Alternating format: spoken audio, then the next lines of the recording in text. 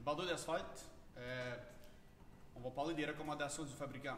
Il y a quelques éléments importants lorsqu'on parle de l'installation du bardeau. La première chose, c'est à savoir si par exemple on a des morceaux à trois, ce qu'on appelle à trois packs. Okay? La recommandation du fabricant, on parle à l'intérieur du paquet. C'est très important de lire les recommandations au niveau de qu'est-ce qu'on doit faire et combien de clous on doit mettre. Okay? Dans l'illustration qu'on voit à l'intérieur ici, on dit que si on a une pente de toit qui est habituellement plus que 6,12, on devrait aller avec 6 clous. Qui est inférieur à 6,12, on pourrait aller avec 4 clous. Donc, dans le cas qu'on a la toiture, par exemple, une toiture mansarde ou ce qu'on appelle une baby barn, okay, on s'aperçoit que le vent va avoir tendance à frapper beaucoup ici. Donc, ici, on va devoir mettre 6 clous. Puis, dans ce cas-ci, on va être capable de mettre 4 clous. Ça devrait ressembler à ceci. Au niveau de l'emplacement des clous, si je regarde mon bardeau. Donc, au-dessus ici, où ce que j'ai fait les petits plus, c'est où ce qu'on localise les clous. Alors, si je regarde l'emplacement, je les ai marqués avec une craie.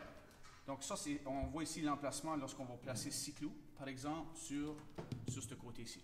Okay? Ça, c'est tout simplement pour aider à prévenir le bardeau de soulever au vent. Ensuite de ça, il y a la distance.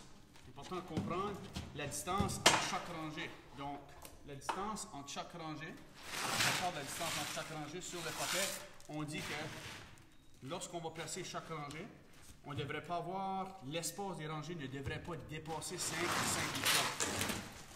Lorsqu'on fait une toiture, ça veut dire quoi?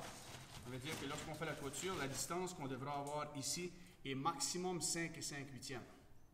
La raison pourquoi c'est important de savoir ça, lorsqu'on, par exemple, on fait une toiture baby barn, c'est qu'on est capable de calculer l'espace de chaque rangée pour qu'il soit égal, pour que lorsqu'on va arriver ici, on devrait être capable de finir pour ensuite continuer de ce côté-là, puis on n'aura pas juste une petite partie du bardeau qui va dépasser la pointe de la toiture. Une autre chose qui est importante de se rappeler, c'est de savoir qu'il y a plusieurs manières d'installer le bardeau d'asphalte. Lorsqu'on regarde l'espacement de ceci, okay, une patte standard est 13 pouces exactement. Donc, du milieu au milieu, c'est 13 pouces. Du milieu au milieu, c'est 13 pouces. Okay? Alors, je vais montrer la procédure pour l'installation, pas en utilisant nécessairement les coches sur le côté. Okay? Ça, c'est la façon que la plupart des contracteurs vont l'installer. Ils vont plier ceci, puis ils vont l'accoter dessus.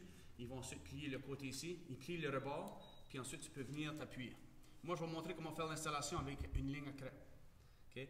Donc, pour l'installation de la ligne à craie, c'est important de savoir que lorsqu'on commence, on veut faire sûr de trouver le centre de notre bâtiment. Puis là, je vais vous montrer, je vais faire l'exemple, je vais expliquer dans la prochaine vidéo comment faire le calcul pour trouver combien de rangées qu'on a besoin.